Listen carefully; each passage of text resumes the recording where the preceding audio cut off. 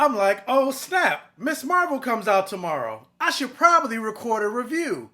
If I was more responsible, I would have recorded this like last week when I saw the first two episodes, so it was up and ready to go.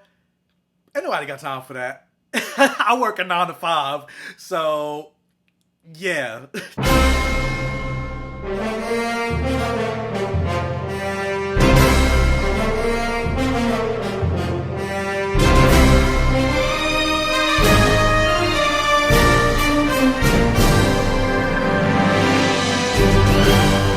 And welcome to my safe haven.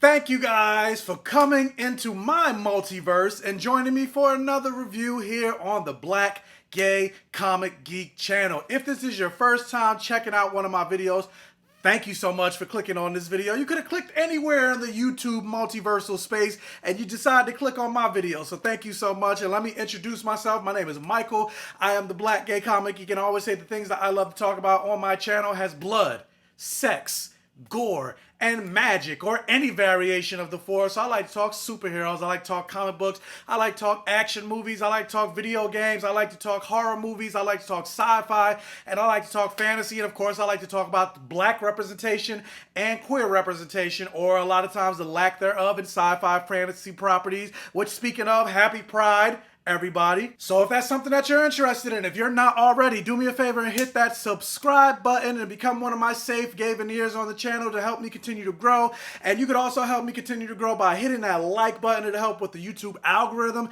and getting this video and my channel out there so more eyes can get on it, so more people could perhaps subscribe and again continue to grow. But side note really quick, because right before I started recording, because it's on my mind, so I got to get it out, I bought these off of Amazon because I like the color, because you know it's Hoochie Daddy season, and I'm like, these feel kind of cheap, and they're a little they're see-through. I was like, nah, I wanted some Hoochie Daddy shorts, but these might be a little, they might be a little too hoochie for my daddy.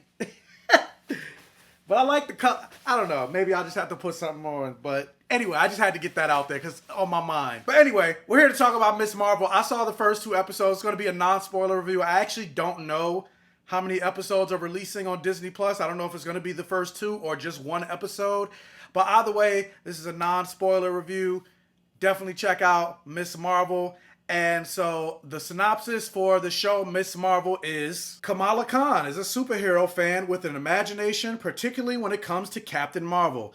Kamala feels like she doesn't fit in at school and sometimes even at home. That is, until she gets superpowers like the heroes she's looked up to. And Miss Marvel is based on the very popular and critically acclaimed comic book series called Miss Marvel, created by G. Willow Wilson, Jamie McLeavy, Santa Armanat, Stephen Wackler, and Adrian Alfona. And she is actually the first Marvel Muslim superhero to carry her own comic book series. And I was actually surprised when they first announced that Miss Marvel is getting her own show, considering the character is so new. She was, like I said, she was created in 2013. But in the age where Miles Morales has got his own show, we know we're getting the Young Avengers in Marvel. I guess it makes sense, and it was only a matter of time, especially considering the older heroes and the older actors are eventually, they're trickling their way out. They're matriculating their way out of the MCU, so they need to get some young, fresh blood. And so, just like I said in the synopsis, Kamala Khan is just like me. She is a superhero nerd. She's a superhero fanatic. She writes superhero and Avengers fanfic. She goes to Comic Cons, which is actually something that happens in the first episode. She goes to an Avengers Con. And I gotta say, 2 episodes in, I'm really enjoying the show so far. Now, let me put that on a back burner for a little bit, because I gotta preface this by saying most of the Marvel shows on Disney Plus, first 2 episodes, I'm like, oh, I'm really into this. This is great. But then you get to episodes 4, 5, and 6, you're just like, all right, like this episode was filler, even though it shouldn't have been filler because there's only 6 episodes. We don't have enough time for this. Then they're introducing all these plot elements, and you're like, by the end time you get to the end of the episode, you're like, there wasn't enough time for all these narratives. But the thing that kind of has me optimistic and excited about Miss Marvel, and the thing that I hope that this show ends up being different than all the other Marvel shows, is because she is a kid, she's a teenager, and she doesn't connect to a greater universe. Like, it's not like something like a Moon Knight where they're trying to tell a world of gods while also tackling DID. No, it's just a teenager who happens to get superpowers. I'm hoping because of that, the story is able to be way more contained and they're able to tell a completed story by the end of this 6-episode track, since Marvel loves to stay in this 6-episode lane. And then not only that, but stay in 6 episodes and every episode is like 40 minutes, and sometimes not even 40 minutes. But I love the lead, Imani Vellani, as Kamala Khan. Like, she, in terms of the embodiment, the personality, she is everything I expect Kamala Khan to be in a live action movie. Like, she's endearing, she's charismatic, and she really pulls off the awe and wonder of a kid living in this superhero world. Now, with that said, I personally wish, and it's nothing against the actress, but I personally wish that they went with somebody a little bit darker skinned. Like, yes, just like the character, Imani Vellani is Pakistani American, just like Kamala Khan is, but once again, just like they did with America Chavez, if you look at how Kamala Khan is drawn, she's a little bit darker than Imani Vellani. Now, again, like I said, she is Pakistani American, and I do love her character, but it's just a thing that I feel like just keeps happening. Like I said, happened with Kamala Khan, happened with America Chavez. It makes me nervous and think that when they cast Storm in the MCU, they're going to cast another light-skinned black woman, just kind of like they did with Halle Berry. No shade towards Halle Berry or even Alexandra Shipp. Now, granted, I know it's not Fox and Disney, all that, they're different, but it's like, how many times y'all going to keep doing this? How many times y'all gonna keep doing this? But all of that aside, representation equals normalization, and representation matters. And being that Kamala Khan does come from a Pakistani family, I do like the fact that they do inject some level of culture into this show. Like, Kamala Khan is a Muslim character, and they do actually show that. You see moments of her going to mosque. You see her interacting with other people of her culture and religion. And not only that, but her family also speaks Urdu from time to time within the show. And also, the thing I love about this show is because Kamala Khan is such a nerd, like the soundtrack for these first 2 episodes, like, she's definitely like a 90s nerd, but there were definitely like a lot of 90s songs and references that was playing in the background as part of the non-diegetic sounds in this show. And that's a word that I just recently learned. Non-diegetic versus diegetic, and that basically means like non-diegetic is the score of the show, like sounds that the characters can't hear or interact with, or with like a musical, it will be called diegetic, because, you know, the characters are singing to each other, they're interacting, and the songs actually are a part of the world. So diegetic versus non-diegetic. Learn something new every day. Now, with that said, though, and this isn't a spoiler because it's in the trailer, everybody and their mama was talking about it, so might as well get this out of the way. Yes, after seeing the first 2 episodes, and I stand by it, because I said, you know what, I'm gonna see what they do. Maybe they can change my mind. No, they didn't change my mind. I'm not a fan of what they did and how they changed Kamala Khan's powers in the show. Now, for those of you that don't know, for those of you that aren't comic book readers, for those of you that don't know anything about Kamala Khan in Marvel Comics, Kamala Khan is an Inhuman. And an Inhuman are basically, to layman's term, they're like the diet version of the X-Men.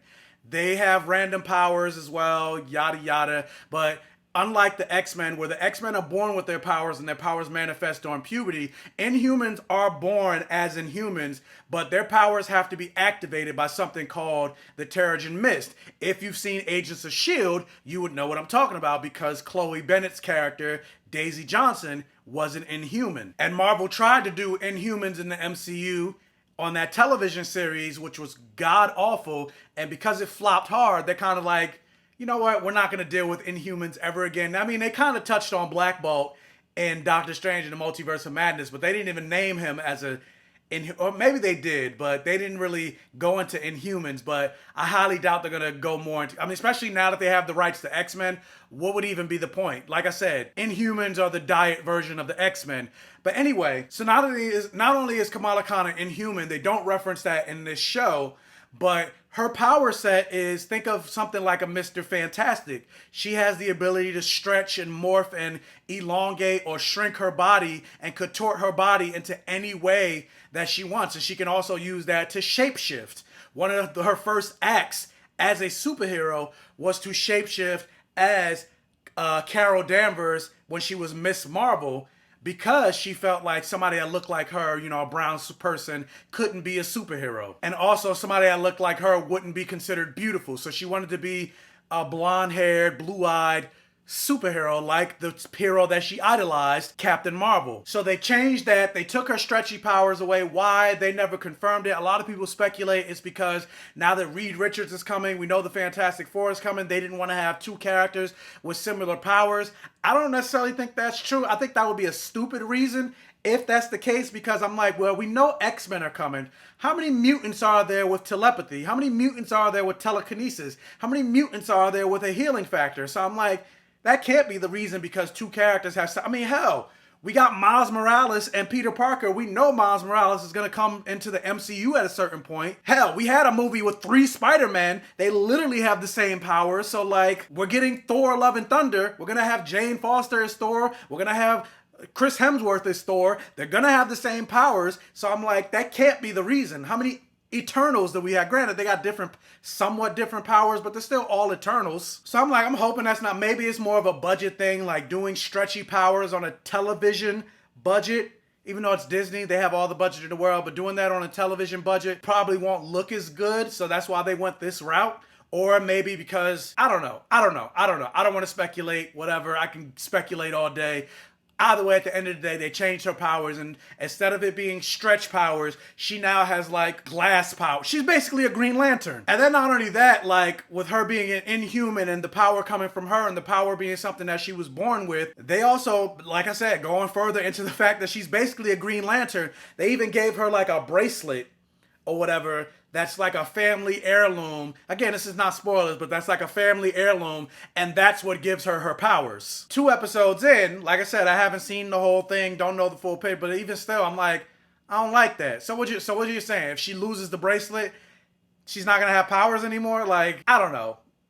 I don't like it. But either way, it doesn't matter if I like it. That's what we got. That's what I got to deal with. But I still had to voice it because this is my review. But outside of that, other than that aspect of the show, I really enjoyed the show. I love the cinematography. There's certain moments that they do with the way the camera is shot, and it shows, because Kamala Khan is such a comic book nerd and a superhero nerd, there's moments of like where you see like it'll pan and the things will look very animated as if it's coming right out of the comic book, while her and her best friend are like talking, and you see her like daydreaming things on the wall while she's having a normal conversation. So it's a mixture of comic book art and the real life all into one shot. Like, I was like, that's cute. I like that. And it just made it for a much more visually fun experience. But yeah, overall, I'm really enjoying the show so far. Episode 2 ended on a cliffhanger that made me go like, wait, what? What's happening? Give me episode 3. So yeah, I'm here for this show so far. But the question is, if you guys have seen episodes 1 and 2, like I said, I don't know how many episodes are releasing, but whatever episode, how many episodes of Miss Marvel that you've seen, what did you think about the show? Did you like it? Did you love it? Did you hate it? Did you think it was okay? Give me all of your thoughts. Like, share, comment, interact on this video for the All Gay Rhythm. Comment in the comment section below and let me know all your thoughts. And also, if you can, I'm like losing my words all of a sudden, hit that like button. If you can, hit that thumbs up button. It really helps with the YouTube algorithm and, again, getting my video out there. If this is one of your first time checking out one of my videos, please check out the other videos on my channel. If you like what you see, please subscribe for more and hit that bell notification button so you're alerted every single time I post a new video. And tell your friends, families, and neighbors about my channel to help me continue to grow. And as always, I will catch you guys next time.